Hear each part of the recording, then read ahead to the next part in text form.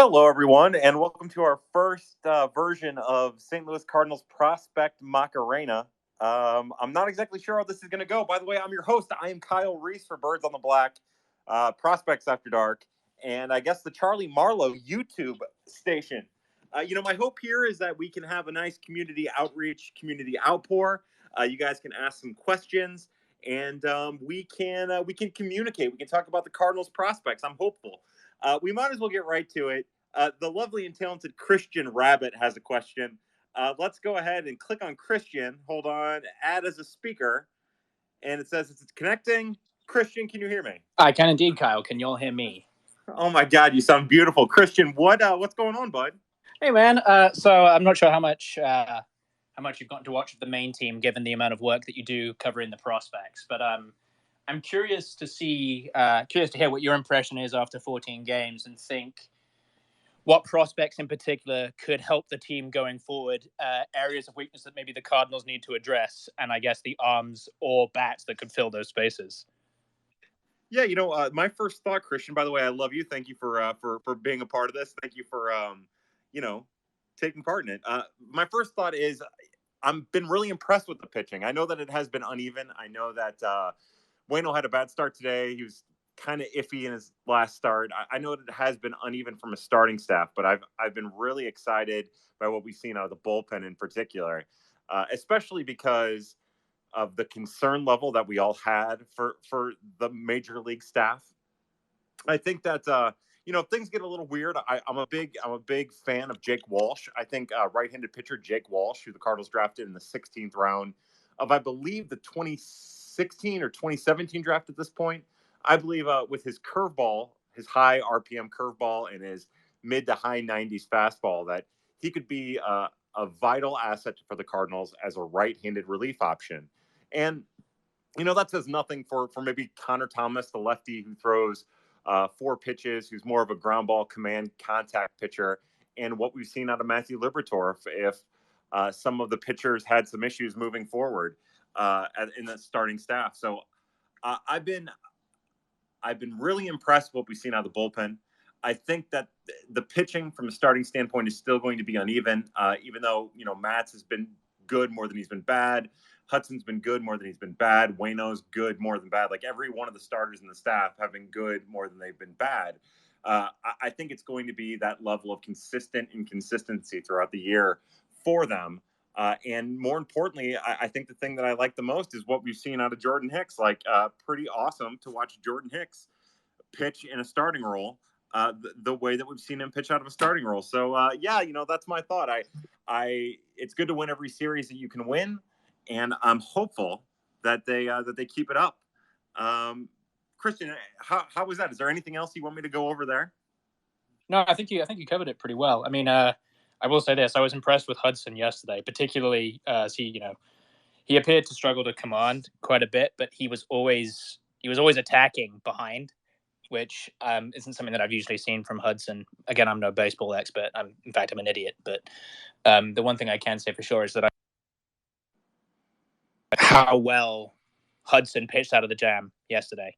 So yeah, it said that I saw that by every measurable qualifier, his slider and his sinker were both well above above average pitches from a profile standpoint. So yeah, to your point, really impressive. That's one of the things that we've seen Jake Woodford, speaking of half prospects, half not, one of the ways that he's changed is the way that he attacks. Like, in the minor leagues, he was at his best when he attacked. And in the majors, to start, he was not attacking. And then when he came back down the stretch during the 2021 season, Jake Woodford was a completely different pitcher. He was aggressive. He was attacking, even behind in counts, just like you're saying with Hudson. Yeah. And then we saw Woodford pitch really well again. He looked good today. Woodford did. Yeah. Yeah, I thought so too. Hopefully we'll see more of him. I know that's been one of the gripes of the fans, and I don't blame him at all. I know that Jason Isringhausen has been the champion of Jake Woodford within the organization for years. A lot has to do with that big curveball of his, that big breaking pitch. But yeah, I hope so, bud. I hope so. Now, don't go away, Christian. I'm gonna do this thing where I remove from speakers, and then it looks like Graham has a request. I almost feel like as I add Graham as a speaker, I almost feel like we probably should have started with Graham as he's my special little man peach. Hello? Graham, how are you, bud? Oh, I'm good, Kyle. How are you? Oh my God, you sound great. What's going on? Nothing much. Just got home from High Point. Oh, did you really? Yeah. You're not making this up, are you? No. Do you have a question for me, or you just Yeah, want to say hi? I do have a question for you.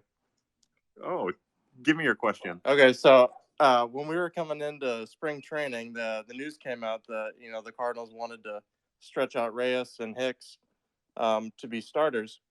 And I was wondering why the Cardinals, it seems like, don't have an interest in having Ryan Helsley stretch out as a starter. Great question. I think again, I can't really speak for the Cardinals and what their plans are. I think entering this year with Helsley, they were just trying to get him healthy. Coming back from the knee injury, rehabbing the knee, and they probably viewed, again, if you're gonna do with a couple guys, if you're going in, you think Alex Reyes, we're gonna try to start him as a starter. Jordan Hicks, we're gonna try to get him stretched out a little bit as a starter. And you have minor league options as well. And then you start bringing in guys like Aaron Brooks and Drew Verhagen, regardless of what our thoughts on those guys are. You still have Jake Woodford. You still have Johan Oviedo. And I would imagine that the Cardinals viewed their entire pitching landscape and thought, well, let's just get Helsley back to the pitcher that he was before his knee really started bothering him. And, let's see what it looks like. I definitely think that, if I were to wager, we'll never see the Ryan Helsley as a starter thing that I've always wanted. There were times when Ryan Helsley was as dominant of a minor league starter as maybe the Cardinals have had, throughout the years, especially at the upper levels. And he was throwing 4 pitches, although 2 of them were fringy pitches. His changeup and his curveball were both fringy pitches at some times. But yeah, the fastball and the little cut slider thing that he has, like those were really good pitches. And those other 2 pitches were good enough to keep hitters off balance. And I am bummed that we might not ever get a chance to see that. And it doesn't sound like we'll ever get to see it. But, the pitching depth at the major league level, you can just never have enough of it. And, who's to say what next offseason looks like, what the end of this year looks like, and who might go into a rotation spot next year. But yeah, that would be my guess, Graham, as to why they've never done it. Thank you for answering that, Kyle. My pleasure, Graham. Do you have any more questions? Nope. Only care about Ryan Helsley. Good. That's all we care about in here is Ryan Helsley. All right. Well, I'm going to mute you. I'm going to remove you from speaker, and we're gonna continue on. I do want to say again, if you guys have questions, please chime in. I would love to field your questions here. Don't be scared. Nothing to be scared about. I won't bite. But for me, a couple of the things that really stood out to me about this week. The start by Matthew Liberatore earlier in the week, I was super impressed with. I mentioned it in a tweet, but 7 innings, 9 Ks, 2 hits. And what really stuck out is that he was commanding all of his pitches. He was hitting every quadrant of the strike zone. He was hitting the glove. He was using the fastball up and out to righties. He was using the changeup low and out to righties. What was even more impressive is he was using the curve to righties, and he was getting some really nasty half swings and full swings. And that's Matthew Liberatore at his best. There were times at the end of last year when he was dialing his velocity up, which his velocity was 96, 95, 94 or 2 days ago. But he was really dialing his velocity up, and he was showing, the ability to command and control a couple pitches at a time, just not doing it consistently. And to see him do that all in once yesterday, especially with how uneven his prior starts had been up until that point, was a positive. I cannot wait to see what Matthew Liberatore's next start is. All right, so what we have next, we have a couple people requesting. eBale_25. I'm adding you as a speaker, and once this thing connects, I will ask you to ask your question. How are you, eBale? Can you hear me? Yeah, I got you. Hey, what's up, man? My question for you, first of all, I've seen a lot of tweets lately about Nolan Gorman home runs. I know he's up to 9 now. Is it 9? 8 or 9? I can't remember. It's 8, I believe. 8? Okay. So my question is, with Paul DeJong struggling once again, he has a weighted runs created plus of 65. looks like the pressure's mounting. What's a realistic time frame you think Nolan Gorman could be up? I was thinking like June or July, but it seems like he's pushing pretty quickly. So, yeah, my question for you is, what's a realistic time frame do you think Gorman could be called up and taken over second base? I think, by the way, that's a great question. Thank you for asking it. I really appreciate it. I'm going to leave you on here, and feel free to try to interrupt me at any point, or don't be hesitant to ask a follow up. I'm about it.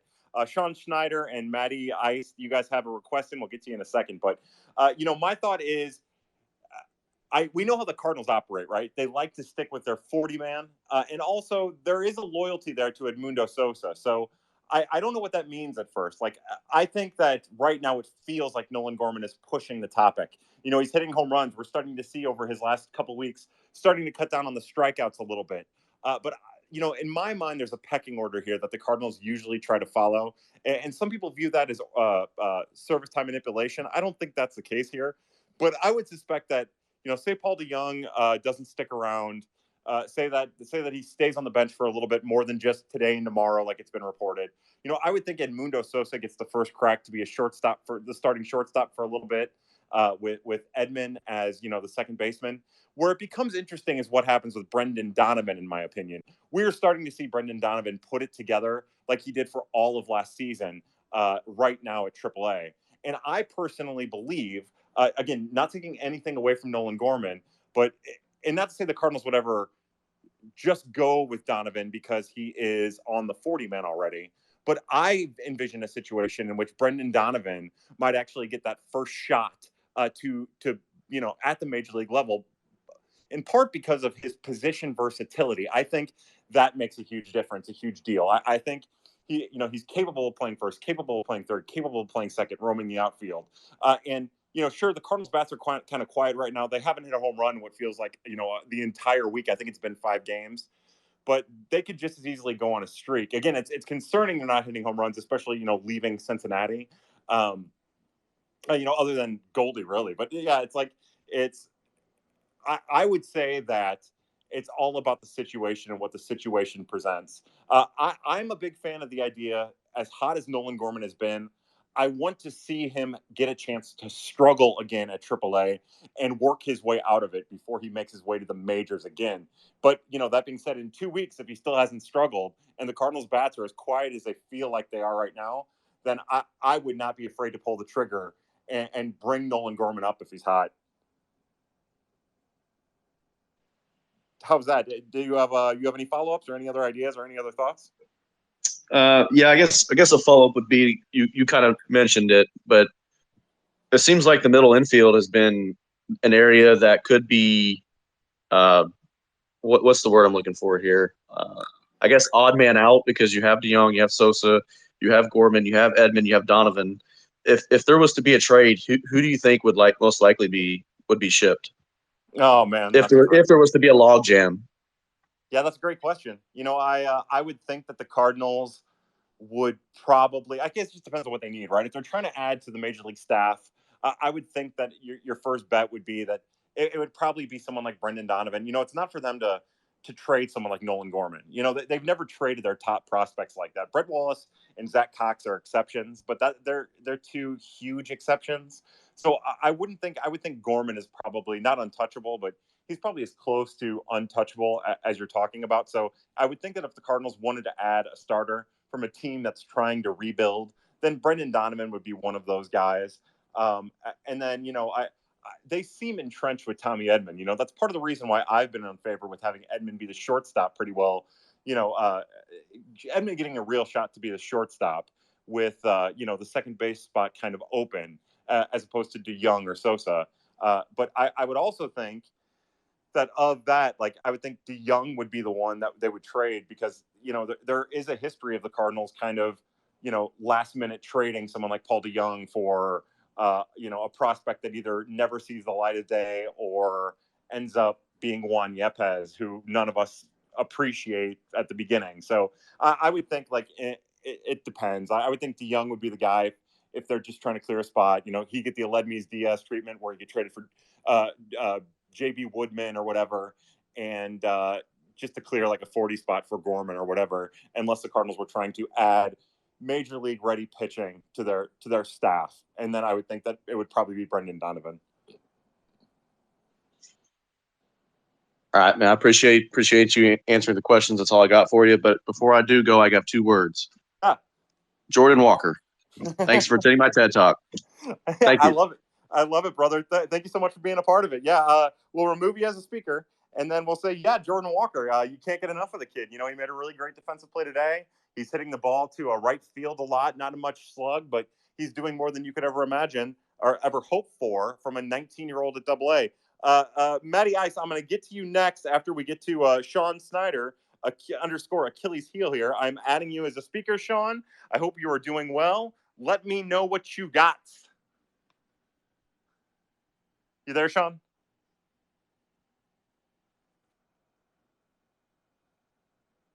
Oh, boy. See, I can't figure this out. Sean, are you there?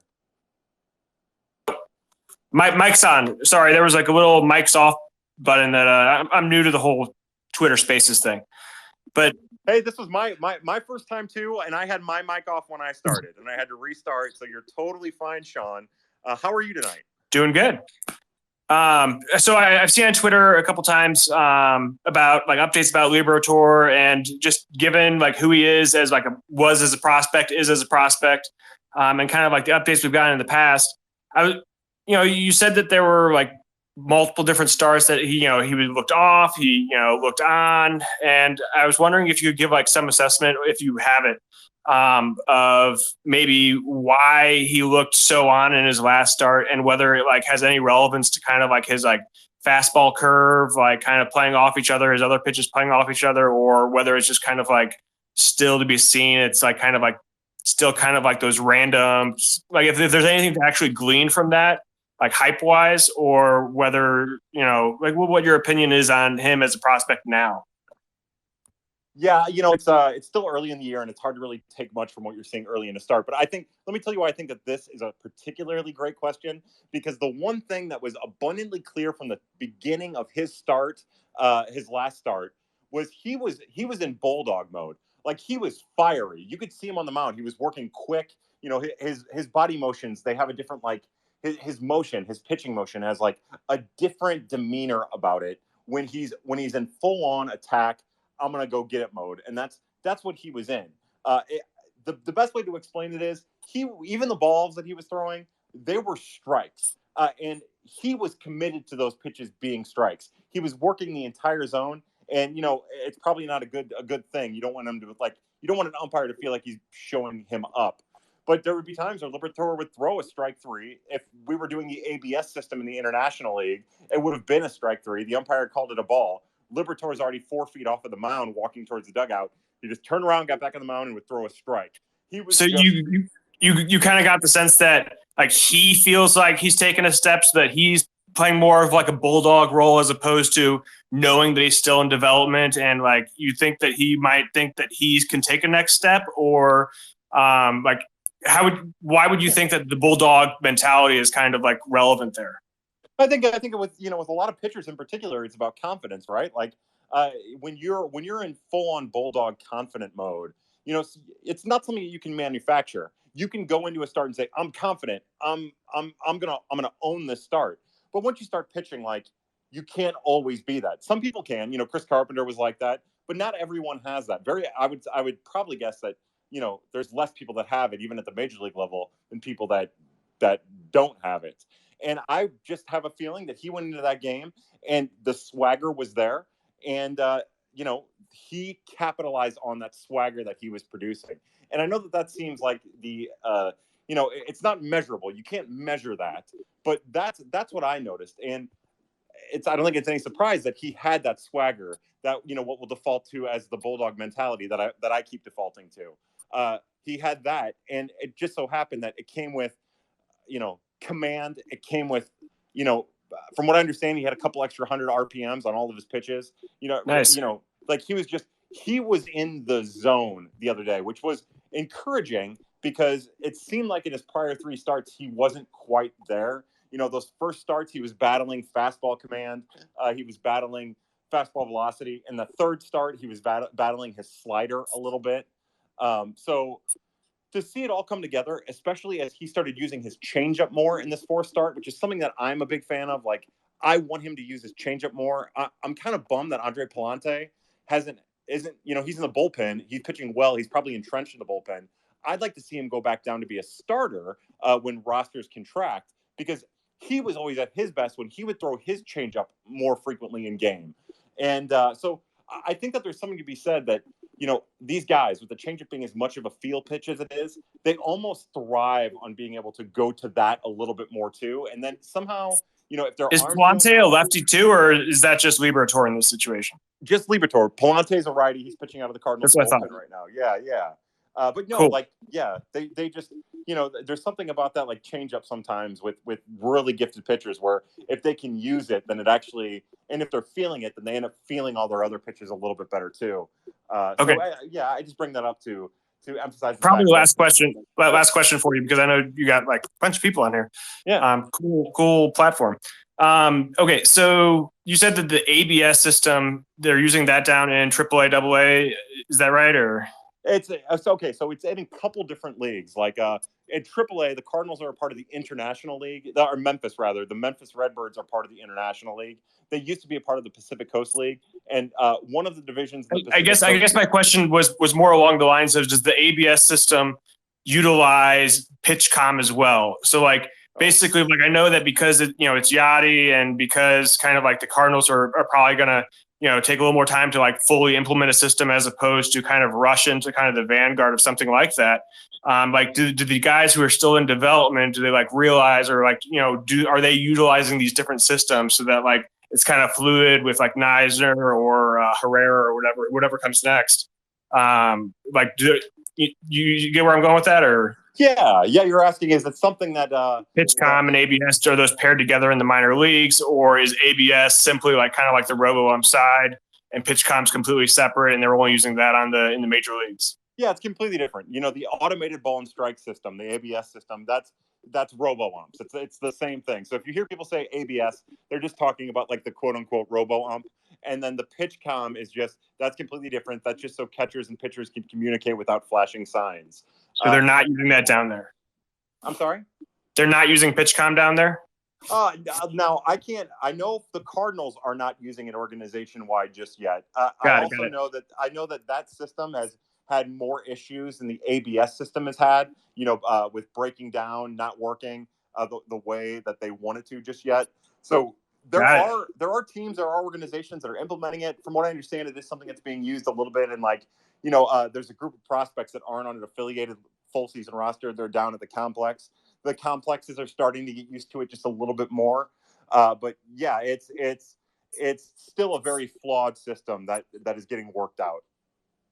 All right. Thanks a lot, Kyle. Hey, it's my pleasure, man. Thank you for taking part. Let's see. I'm going to remove from speaker, and then we're going to go to our good friend, Matt Graves, Matty Ice. Matt, I hope that you were doing well. The little thing is telling me that you're connecting. It also has, there we go. Matty, what's up, brother? Hey, Kyle. Long-time listener, first-time caller. So you talked a little bit about Gorman's hot start. Great to see. What has he changed, and what's kind of sparked that as far as differences between even spring and this year and last year and this year? I will say, Matt, at the end of last year, for that last month, his batting average tanked. He was hitting below 200, and it didn't come with a lot of power, but he had really started to cut the strikeouts out. And I feel like, first off, you can tell he's always been a big, thick, like country strong kid, but you can tell he's gotten bigger and stronger. That aside, because I don't think that really plays into this conversation so much, but I do think that one thing that is obvious is, sometimes with free swingers, just like with Tyler O'Neill, I will always do the compare and contrast thing with Tyler O'Neill and Nolan Gorman, even though one's left-handed and one's right-handed, because they are big-time power bats that have the ability to walk, if for no other reason than teams are scared of them. It's just a matter of how they implement their approach to the practical application of slugging. And those are the type of prospects that always take the longest amount of time.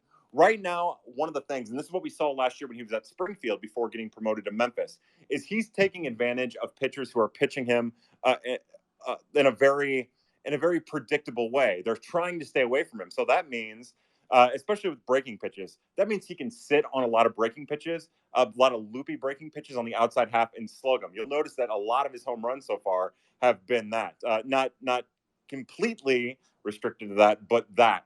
And I think now, again, he's still striking out too much, but I think what we're starting to see is that implementation of the implementation of the advanced approach that he was showing last year with the hard, at the end of the year when he wasn't hitting the ball hard, with the hard hit contact rate that we saw at Springfield, pretty much until he got promoted to Memphis. He got off to such a bad start at Springfield. He was, terrible for the first 3 weeks and then bust out.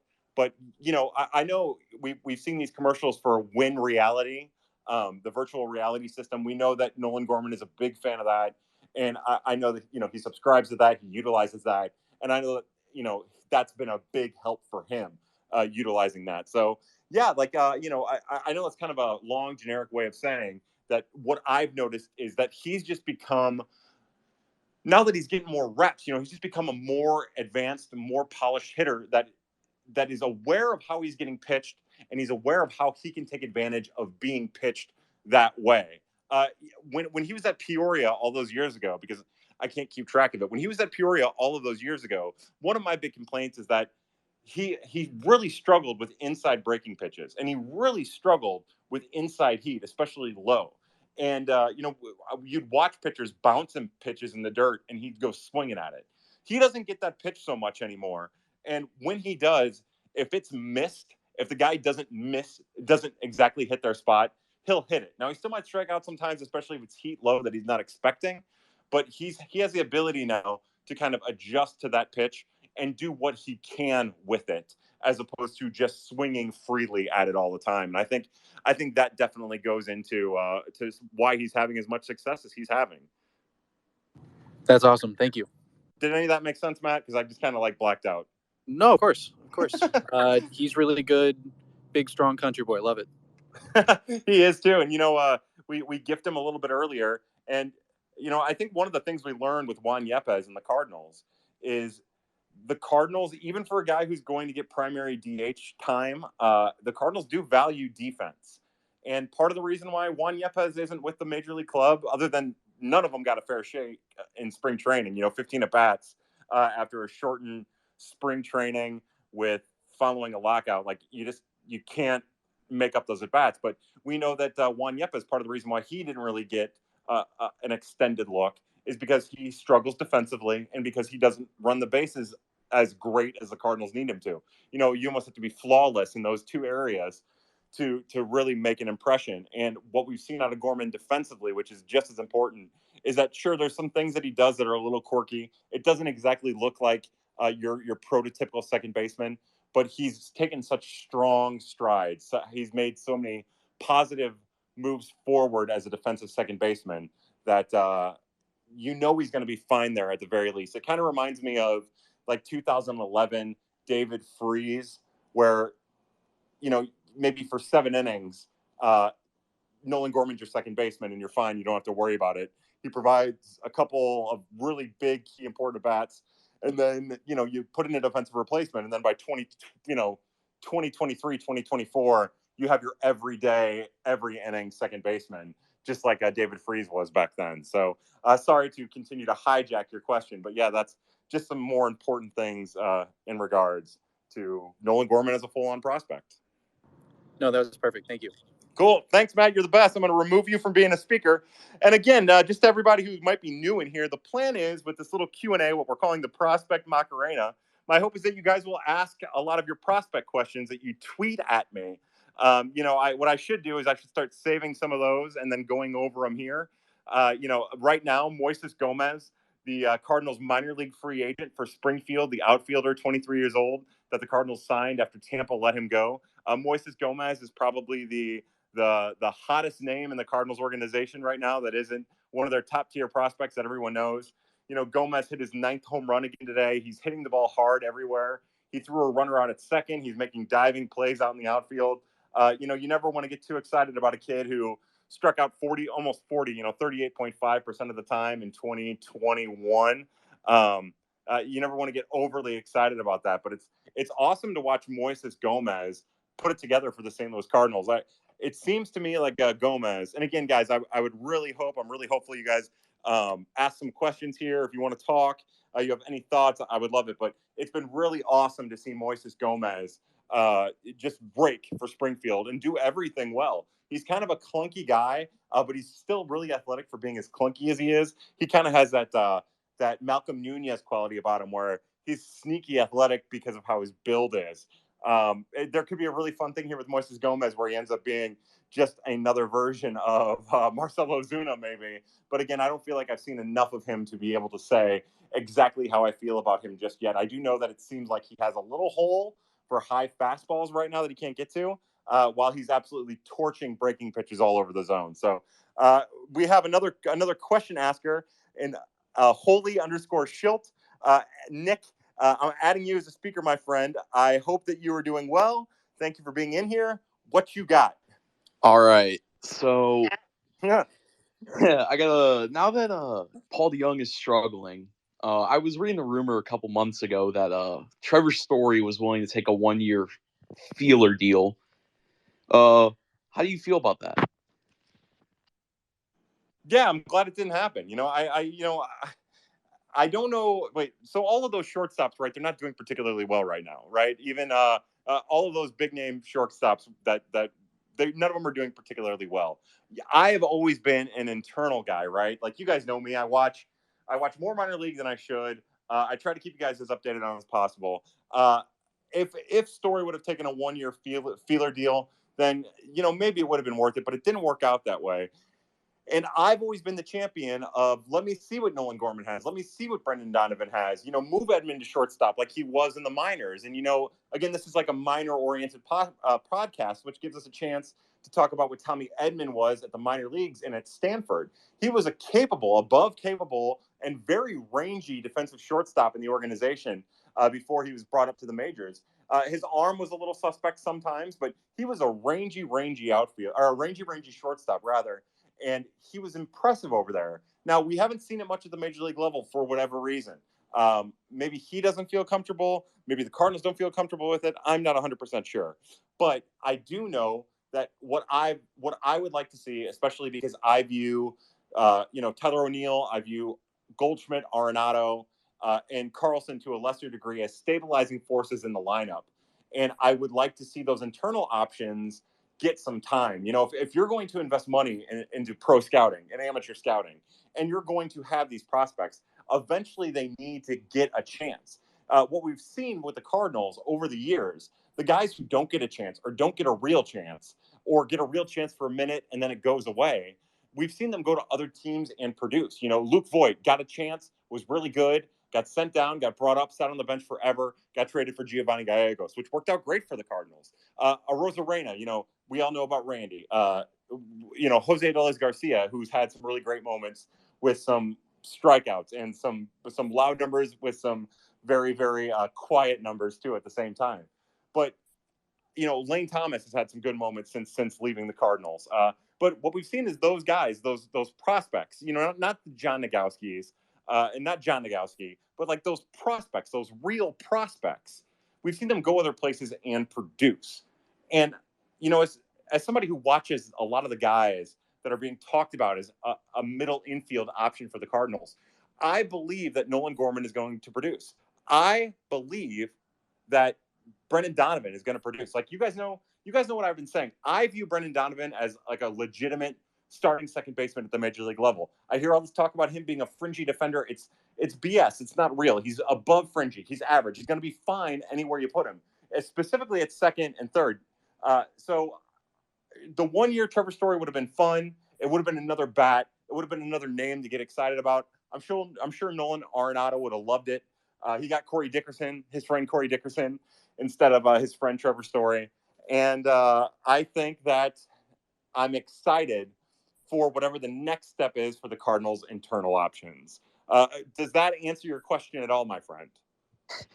Yeah. I have a couple more.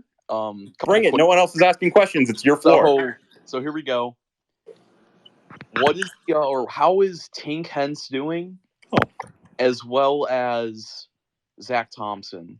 And how would you feel about snagging Kumar Rocker in the draft at some point, whether he slips or he's a first rounder? How would you feel? I like Kumar. I know he's a good, smart kid. I know he's a highly thought of young man, and those are like important things to me. As dumb as that is, I never thought I'd be that way, but the older I get, like the more important I think that is. I don't know what his draft stock looks like. I would imagine that you're probably talking about, second to third round, unless somebody's going to try to get crazy. You never know what the Oakland A's are going to do. Maybe there's a quarterback that they're going to draft with their first pick. Who knows? But you know, so yes, if he's available and the money's right and you can make it work, I don't want it in the first round, but maybe somewhere along the lines. Yeah, I'm all about it. I'm pro pitching. You can never have enough pitching, so draft all the pitchers is my thought. I know that pitchers get hurt, they flame out. You never know. I understand the thought process about drafting bats. I think that that's probably more foolproof. I think that's smarter than my philosophy. But I'm an idiot and I'll stick with my stuff.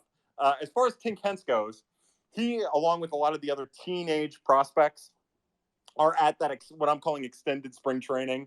Getting reps, working out, doing that.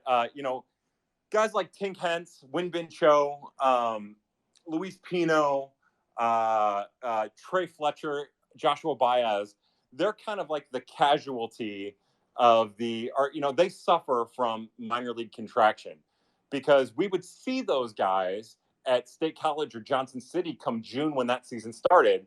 And now, because contraction is in place, because those are not affiliated organizations, now we don't get a chance to see Baez and Hence and Win and a Winbin Cho. Like, we don't get to see those guys until maybe a couple of years further down the line. Like, I would suspect that we don't see Tink Hence in organized baseball that we can watch or follow online until next year. When the complex league kicks in June or July, whenever that is, I think it's June, he'll be a part of that. We'll be able to follow those stats. But that's quiet reporting. You won't get much reporting out of there. You won't hear much. I know from talking to some of the people that he looks, the only issue with Hence, he has a body for being a pitcher, big, tall, not big, tall, but like he has the appropriate body size, the shape, the skeleton to be a pitcher. And he has measurable pitches, and all of his pitches go from the same slot, and he has easy velocity. The problem is he's just kind of a lanky kid.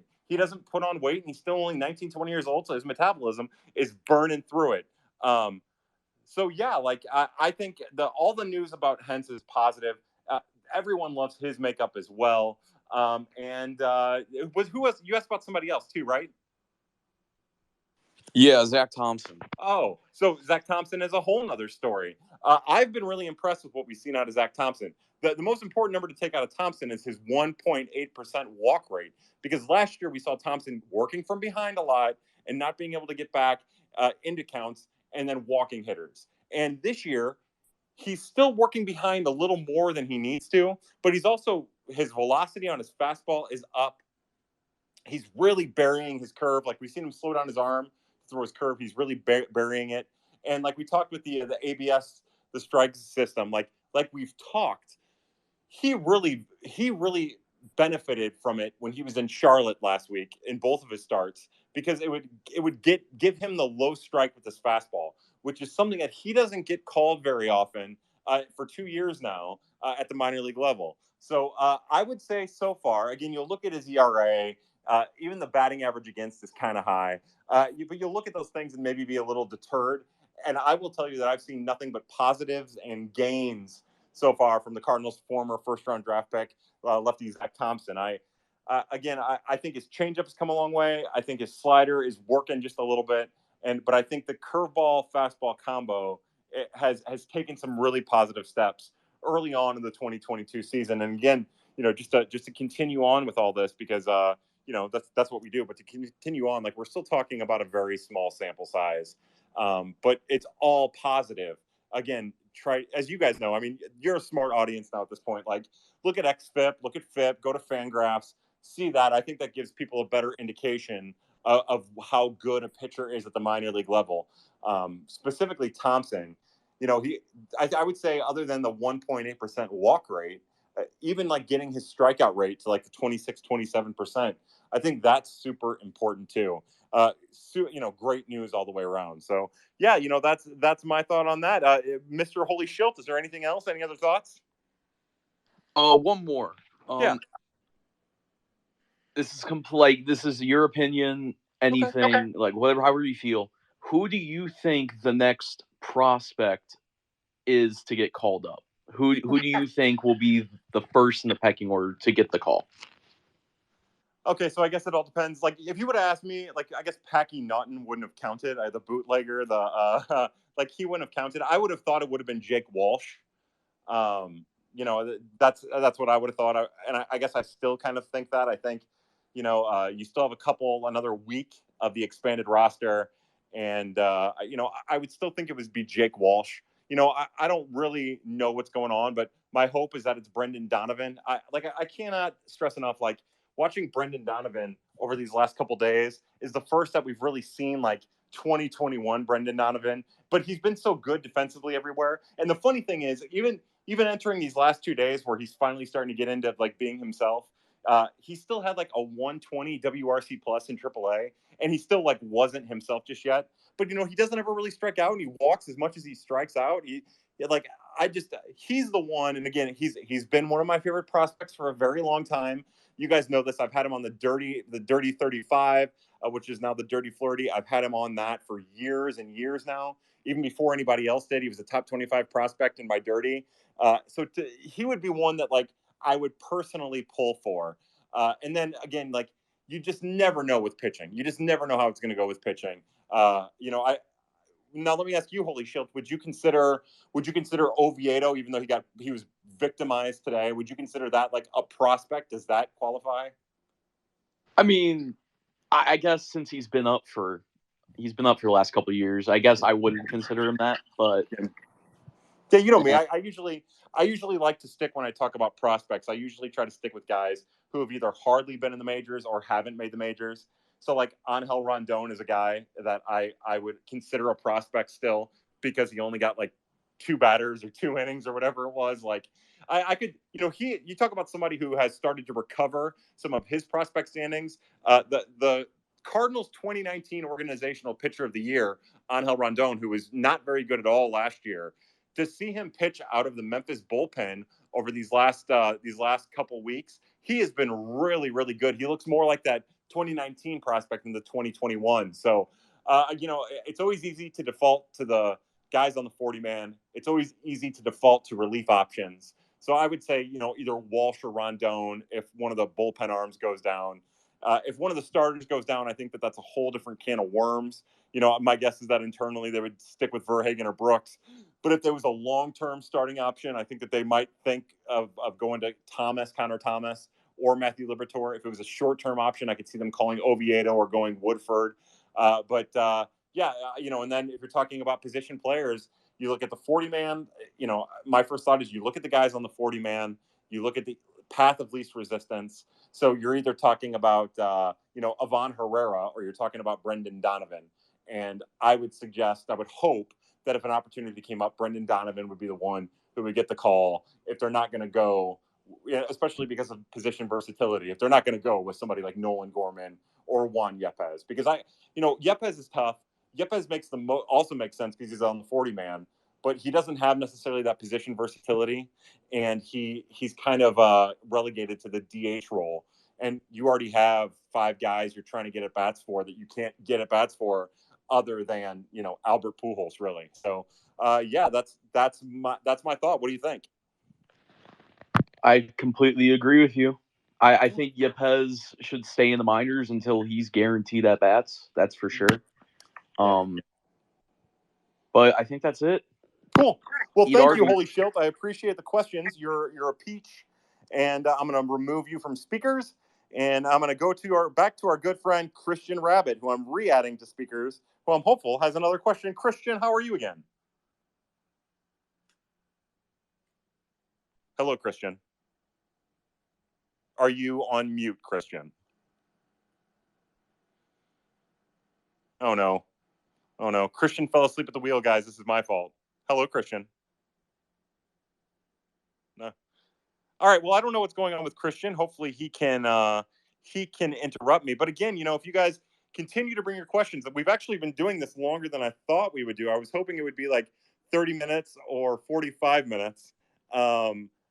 Christian, I'm going to remove you from speaker. We'll try this again here in a second. But our good friend Matt Thompson from Prospects Live. See, this is what has me excited. I'm going to add you to speaker. I'm going to talk for a second. But our good friend Matt Thompson from Prospects Live, an awesome guy. It's nice to have him. And by the way, check out Prospects Live. Joe Doyle, they're rolling out their amazing draft coverage. They're awesome people. But Matt, how are you, sir? It's a pleasure to have you. I'm good, man. This is a little more formal than I'm used to. I like it. I dig it.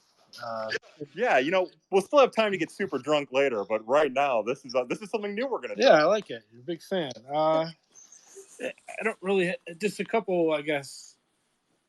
I mean, these are softball questions for you, but just want to say, everyone should be following you. And I'm glad you have such a big following. You've earned it. But thanks for the kind words, also. But I mean, Liberatore is probably the most stretched out starting pitcher we've seen in the minors for anybody right now, right? I mean, not many minor league starters across any teams except for some of the, 31, 32-year-old AAA veterans are going 6, 7, 8 innings consistently. I know it's impossible to predict, but I mean, I bet he's pitching major league innings in less than a month or so. What do you think? I think that's probably a pretty good guess, right? I think you would have to look at how the situation works with Jordan Hicks. I think you would probably look at how the situation plays out for the Cardinals with Jack Flaherty. And then I would think that if both of those situations don't go well, or if one of them doesn't go well, and the Cardinals were in need of extended major league innings, that they'd finagle him onto the 40-man.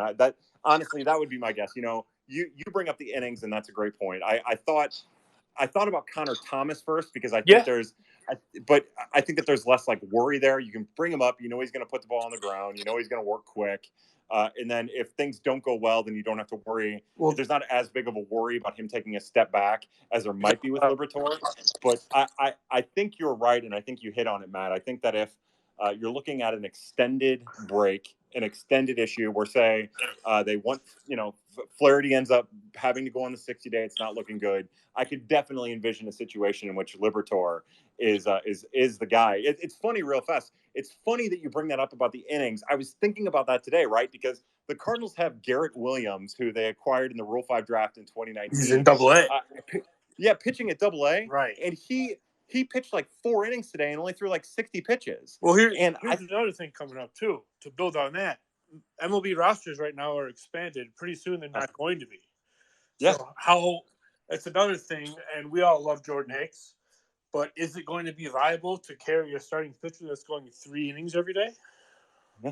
Yeah, I'm anxious to find out, and so, on top of that, with the way, as little as they've used Woodford, as little as Verhagen and Brooks have shown, as little as they put on display, it's a whole fascinating thing that they're going to have to face in a matter of a week with what they're going to do with those 2 spots. Before you came in, Matt, one of the things I mentioned very briefly is, as good as Palante has been pitching out of the bullpen, there is still long-term starting depth concerns, and he's definitely one I would send back down to the minors and get stretched back out, because you're probably going to need him at some point. And also it's a selfish hope for me, because I've seen so many of my favorite prospects kind of get pigeonholed into a relief role before they had a chance to start. Right, Helsley. I think I got something in my throat there. I'm sorry. All right, cool. No, you're fine. Hey, Matt, it's a pleasure to talk to you. I have a couple other people with some questions. One, I'm gonna say thank you so much for your expertise and being here, brother. This is I feel honored, and it's a pleasure. And congratulations on the baby too. You just had a baby a little while ago. My wife had the baby, but we did it. She'll be the first to tell that. But no, I appreciate it, man. Thank you. All right, brother. We'll talk to you later. Yep. All right, Christian, I see that you're back. But before we get to you, I'm going to get to Mac Wake 316. I'm adding him as a speaker. Mac Wake 316, how are you, my friend? Are you there, Mac? Well, see, this is the one thing about spaces. We're still trying to figure that out. Christian, I'm going to you. I'm adding you as a speaker. Are you there, Christian? Yes, sir. I'm here. Hey, babies, I'm how are good, you? thank you, friend. Sorry about that. I don't know what happened. I got kicked and I couldn't hear any audio. I could see that my speaker was on, so apologies for that. I'm sure that was painful. No, it was fine. So this particular question might be for the layman of the group or the listeners, and that includes me for sure, because as I have alluded to, I'm an imbecile and I don't follow the minor leagues enough. With minor league contraction, the at-bats that would usually have gone to the guys like Mason Wynn, Won-Bin Cho, et al., what happens to them now that they're no longer in affiliated leagues with the Cardinals farm teams? Where do they get their at-bats? How do they keep going? Are they still under contract by the team itself? Or are they looking for independent leagues to get their at-bats? Yeah, there's still think about it like there's an extended minor league camp going on. It's kind of like spring training, but it's a little bit different, a little bit structured, a little bit differently.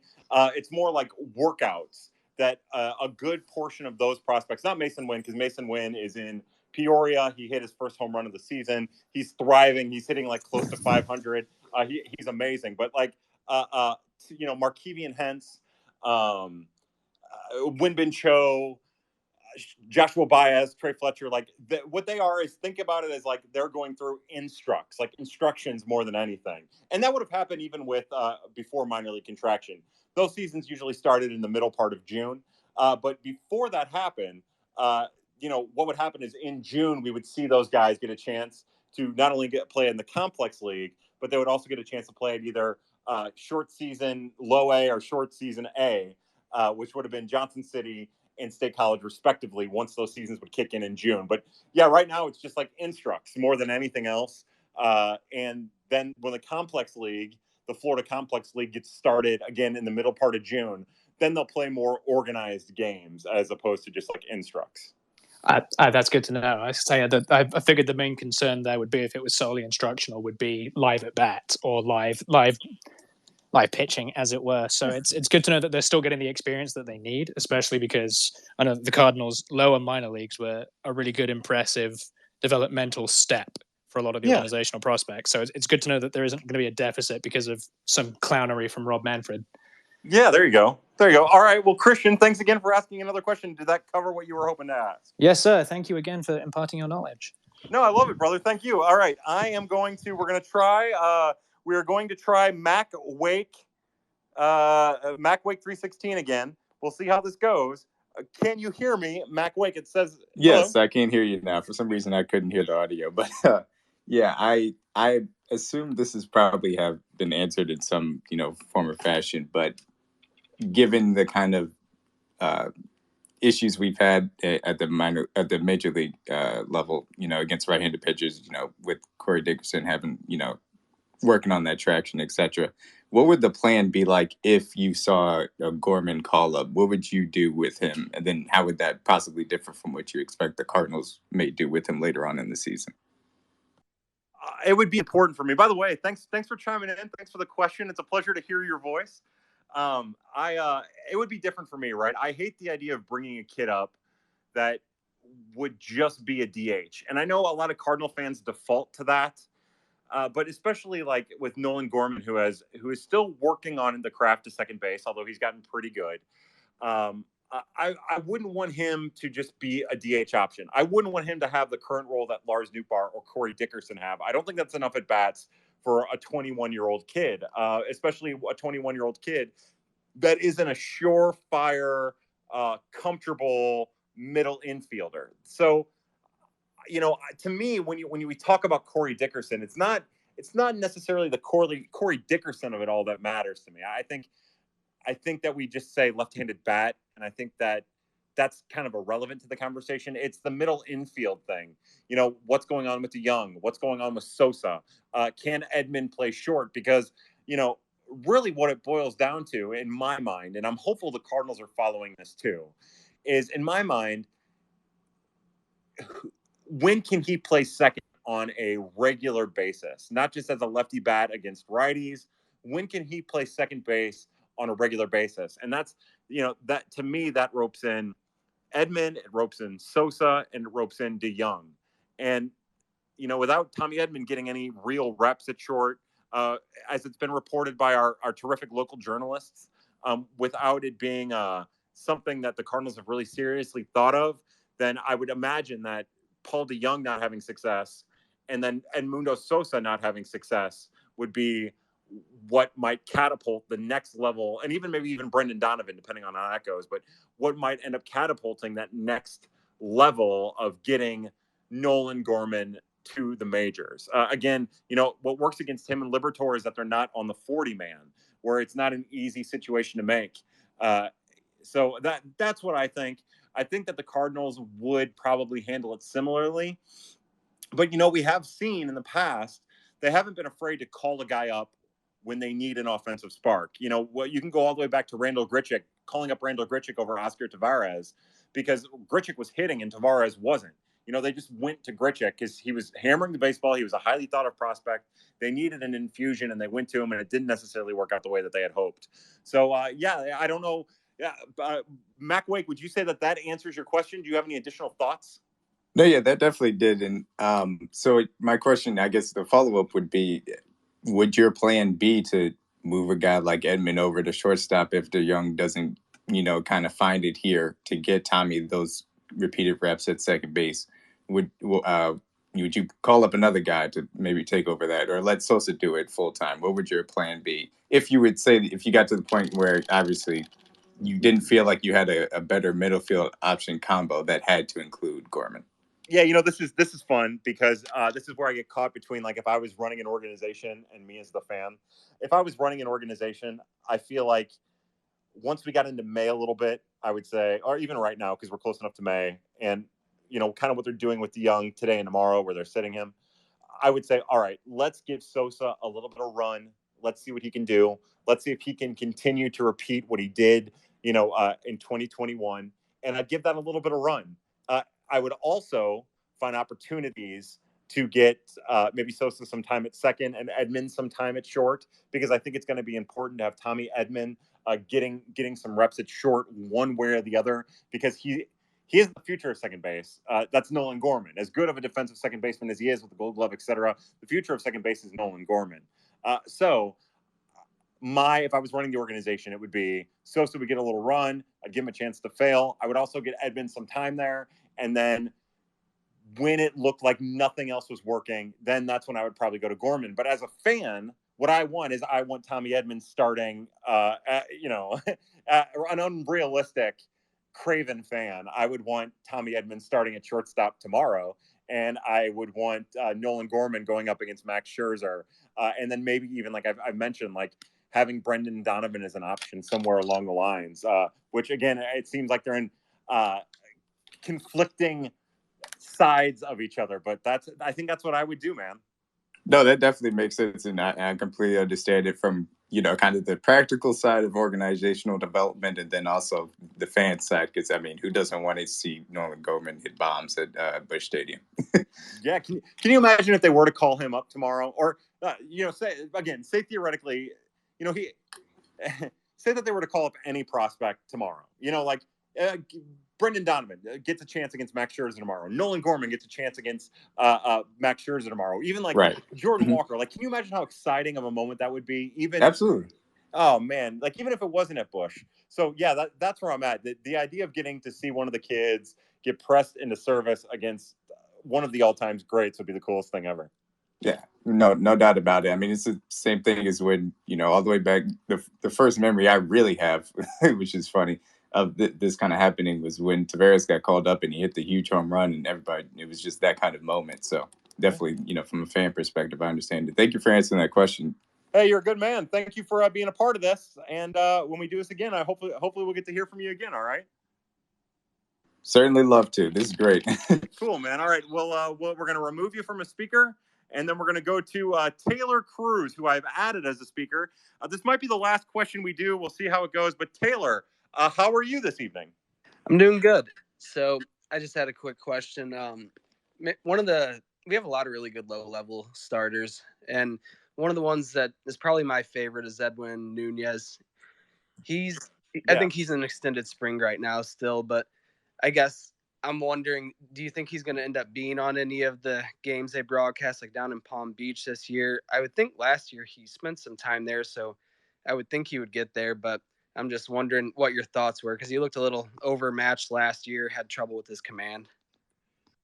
Malcolm Nunez he's just a fun prospect because of the high spin, highly measurable stuff that he has. High velocity fastball, high spinning breaking pitch, high spinning fastball. He just doesn't know what to do with it just yet. I would suspect that there will be a time during the season where he finds his way back to Palm Beach. Like you mentioned, he was there last year. They just took a step back to try to work with him, getting a better control of his body. Just some of the video that we saw last year, because unfortunately Palm Beach isn't a part of MILB TV. So we get to rely on Ian Smith, who you should follow on Twitter. He's part of Prospects Live. He posts video. Bailey Scribnick, I believe is how you pronounce his last name. He'll put video on there. You have to kind of sort through Twitter to find video of kids like that at Palm Beach, because Palm Beach isn't part of MILB TV. But I would imagine he'll find his way back to Palm Beach at some point this year, maybe with some cleaned up mechanics. But what I was getting at before I lost my train of thought is we definitely saw last year he had trouble repeating his mechanics. And he had, as impressive as he can strike people out, as impressive as his stuff is, he doesn't really command or control it particularly well. And it has a lot to do, in my opinion, with his throwing motion more than anything else. So, again, he's one of those fun kids. Like the Cardinals have maybe it's a little bit different perspective-wise because we don't have the short season. We're coming off of our first season without the short season.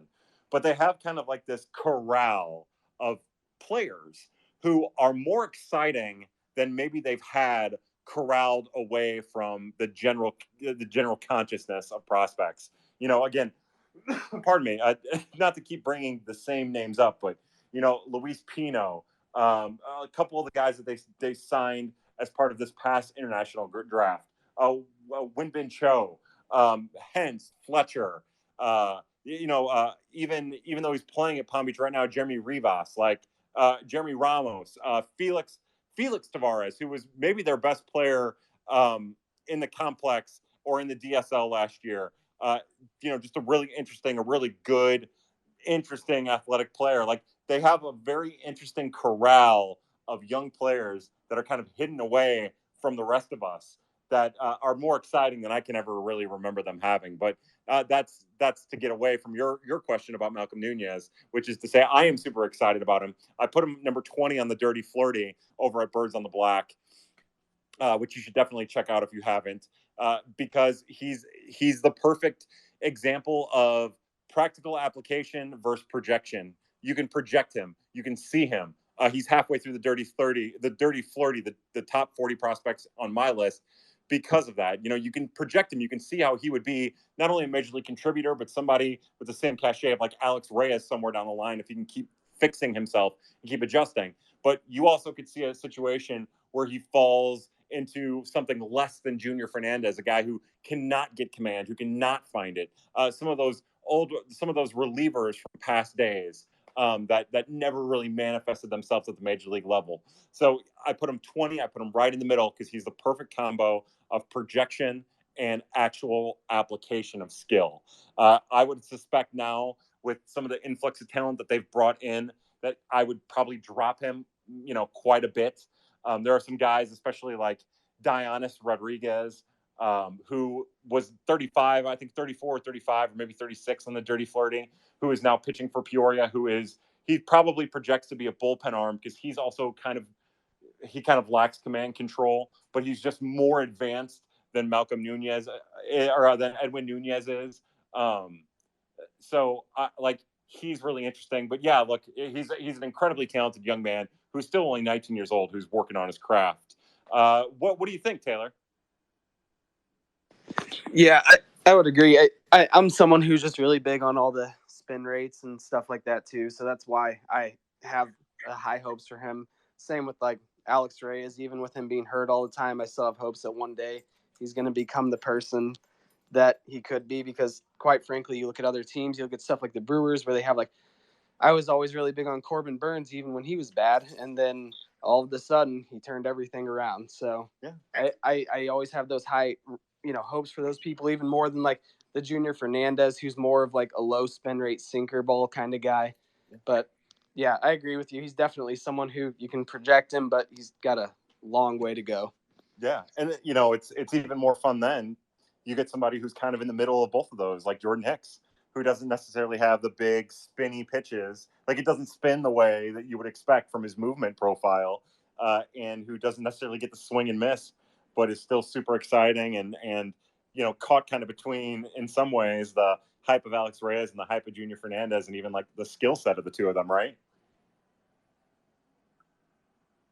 Oh yeah, and I'm big on Jordan Hicks too, just because with that sinker, I don't know, when it comes to fastballs, I'm in one of two camps. I want you to have a really good sinker, or I want you to have a high spin rate fastball.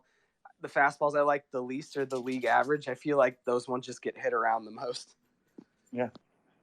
I think that there's that's what they say. That's, you can look at that little chart that tells you, X amount of RPMs has this level of hard hit rate. And then as you go down specifically with fastballs and you get down into the lower RPMs, those pitches get torched. So yeah, like it's all really important. I know one thing that I've been reading about specifically a lot, dating back to like last offseason, and I don't know how this applies to all pitchers. Again, I'm still very novice when it comes to pitch axis rather. How a pitch is moving. Like I'm still learning all that. I'm not smart enough for a lot of it, but one of the things I've been interested to read about from people that are way smarter than me is arm angle and the way that pitches are thrown from certain arm angles and how to maximize a player's repertoire based on what their arm angle is. And that's a whole nother level of this prospect understanding that supersedes RPMs that maybe one of these days I can take a course in at the library, like English as a second language, which I should probably take as well. Oh yeah, that's something that's really tough to follow too, because you look at someone like Jack Flaherty who has a dominant slider, but you look at the break, you look at the spin, you look at everything with his fastball, all of it's pretty average, but he pitch tunnels so well, it causes so many swings and misses. So there's so many things you can look at when it comes to pitching.